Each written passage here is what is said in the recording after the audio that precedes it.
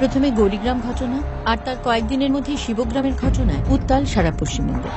দিদি, আন্দোলন চালিয়ে যাও, ভেঙে চুরমার হয়ে যাবে। শিবগ্রামের ধ্বংস চাই। মানুষ মেরে আমরা কি আমাদের দাবি পূরণ করতে পারবো? আমাদের এই লড়াই আমাদের অস্তিত্বের লড়াই। It's not about any news then, it's about human life. This is India. Welcome India. Operation success. Operation Shibgram complete. এখন গ্রামে কাউকে ঢুকতে দেওয়া যাবে। আপনারা আমাদেরকে আটকাতে পারবেন না। আমরা সব পারি। সরকারি মতে 14 জন মারা গেছে, হসপিটাল ভর্তি হয়ে গেছে আহতদের নিয়ে, প্রচুর মহিলা ধর্ষিত হয়েছে, কতজন নিখোঁজ হয়েছে এখনো তার কোনো হদিশ নেই।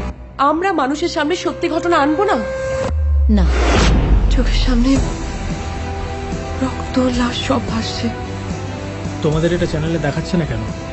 আমার গুটি সাজানো হয়ে গেছে। এটা তোমরা কিসের লড়াই করছো?